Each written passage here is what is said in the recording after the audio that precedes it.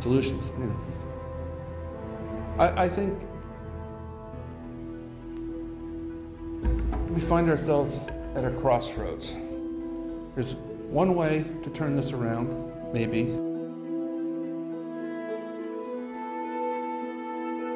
I'd call the Swedish model.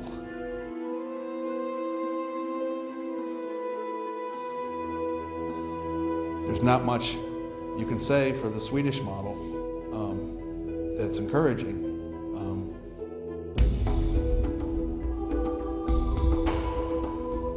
If you've got a country or a region of the world that is losing population, that's devastating. I mean, that would say that that region would be in a depression, we'd call it in economics.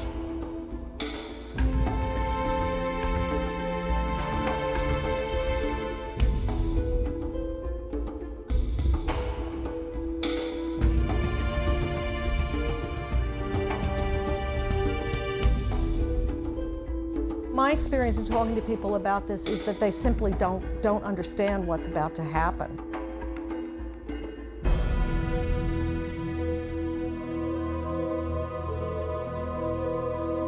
There's not much quibble. There's not much controversy among people in the know.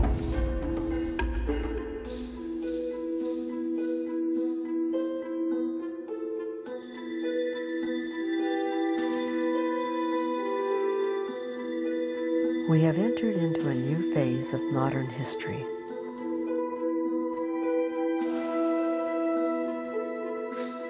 One that we desperately need to understand.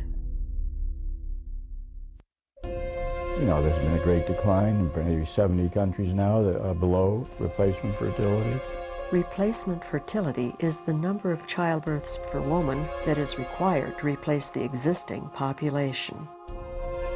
We're going into a new era.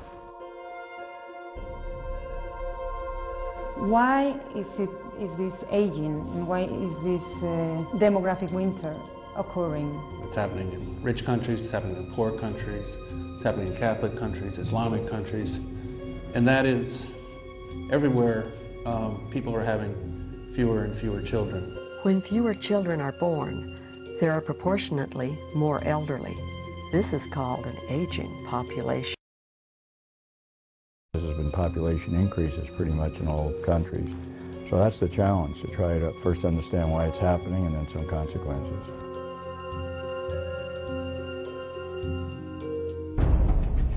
The reason the world has a population explosion over the past century is not because human beings suddenly started breeding like rabbits. It's because they finally stopped dying like flies. What's really driven up human numbers has been a health explosion. The population of children in the world has already declined. And yet, world population will probably grow by another 1.7, 1.8 billion. It's a paradoxical reality until you do the simple arithmetic to see what's happening to the population of different age groups. Certain population reduction in at least some countries, and in many countries without immigration, enters us into unknown terrain where there are potentially very significant negative consequences. Subreplacement fertility a generation and more ago means that the working age population, age 15 to 64, is going to be slowing and then peaking and then declining more or less indefinitely as far as the demographer's eye can see. In previous eras in which we had manpower shortages, we resorted to things like slavery and indentured servitude. And gradually, as the world population took off, beginning in the 18th century, we freed more and more categories of people from slavery, from debt peonage. Most people think, because they've seen it all their life, real estate only goes up. They're not making more of it. Population's growing, and real estate doesn't always go up. It was down a lot of the early 1900s, and particularly in the 1930s in that depression. Northern Italy and parts of Spain, with fertility rates below 1. in abandoned villages all around Europe. First, there's few births. Fertility rate is very low. It's 1.38 in Europe, whereas the rate needed for survival is 2.1. While Western Europe is experiencing low fertility, parts of Eastern population decline. From 1989, for example, to 2002, the population has decreased by 13%.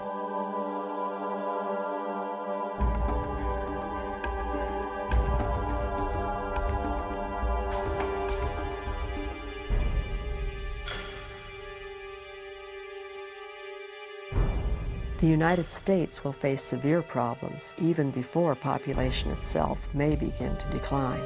Imagine if all your taxes went for nothing but Social Security and Medicare, and you still didn't have health care as a young person. All right, so we face real challenges here.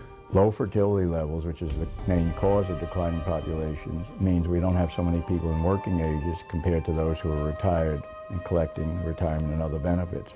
How are we going to finance it in the future? It's also true that never in history have we had economic prosperity accompanied by depopulation.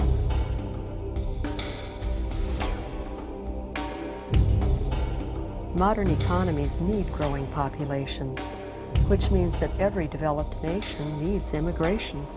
Developed countries would say that there's no problem with aging because they can make up the lack of labor force by immigration, which is happening today, especially in Europe, Australia. This will mean greater out-migration from the poor countries. This out-migration is basically young, it's basically male.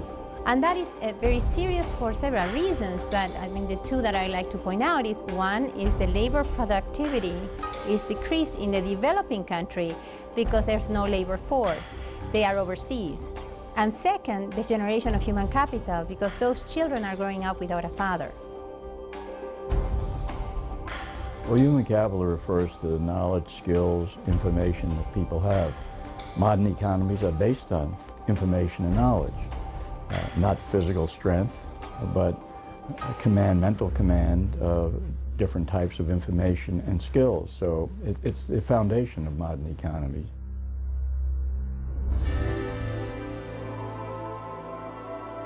Any economy that doesn't have substantial investments in its people's human capital won't be able to become a modern or a rich economy.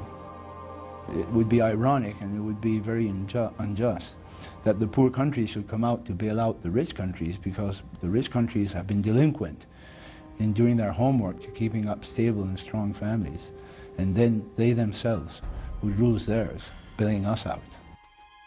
This chapter is about the American family and why it is that, that the United States is having enough children to replace itself, more or less.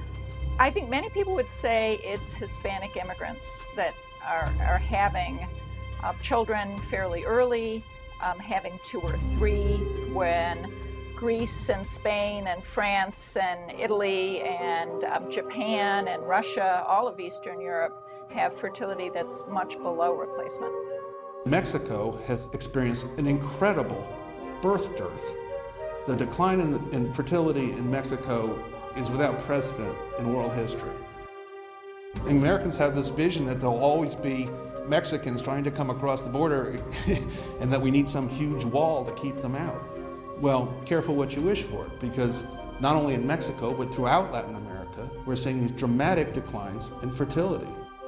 60% of U.S. population growth since 1990 has come from immigrants and their children, mostly Hispanic immigrants. Adam Smith, probably the greatest of all economists, once wrote that prosperity is associated with growing populations and depression, he didn't quite use that word, but he meant that, is associated with declining population. It's new, it could lead to very serious other negative consequences. These are a few that I mentioned. Before we go further into the consequences of demographic winter, let us first explore the causes. How did we get here? Why did fertility decline so much? I mean, that's the $64,000 question, as we say. I wouldn't say we know all the reasons by a long shot, but I think we know, and evidence suggests some of the very important reasons. One is the growing value of the time of mothers, working mothers, educated mothers. The more successful women become in the workplace before they have their children, the higher the opportunity costs when they have their kids. So it's harder to leave work. So they don't want to spend as much time having children as participating in the labor force and doing other things. That's clearly been important.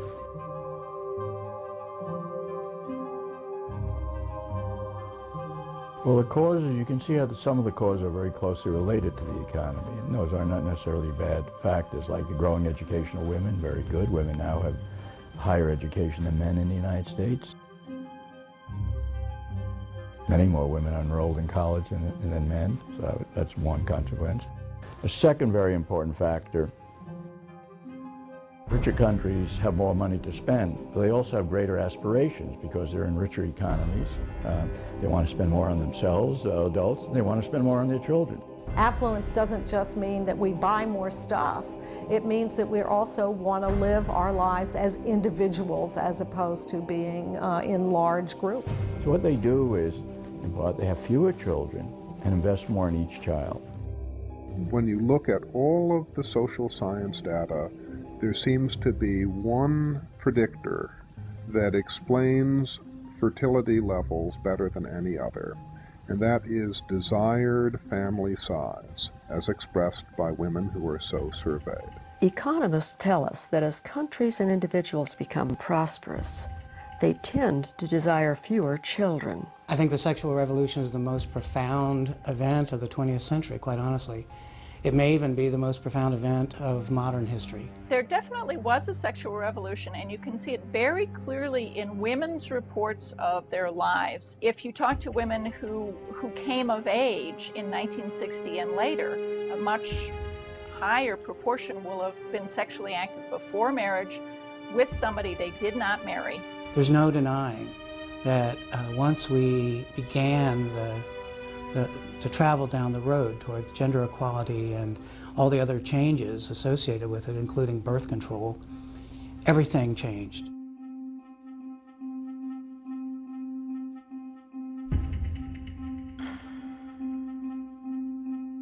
Women who came of age after about 1960 have more partners, are more likely to divorce, more likely to have worked than women who came of age in the 40s, the 30s, 40s, or 50s. Behavior changed. The world changed in ways that affected the choices people made about sex and marriage and childbearing and work. And most notably, I believe, the family changed.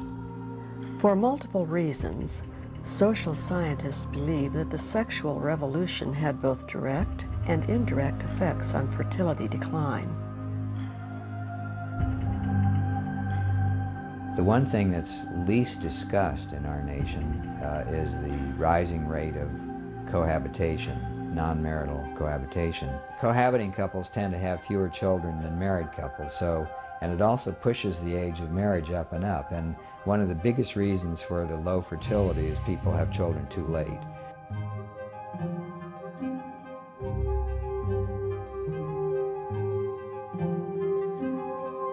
There's some research that suggests that the change to no-fault divorce led to an increase in the divorce rate of something like 20%. The divorce revolution has really meant that neither men nor women can count on their spouse being there next year. The risk of divorce that a couple faces decreases the chances they'll have another child.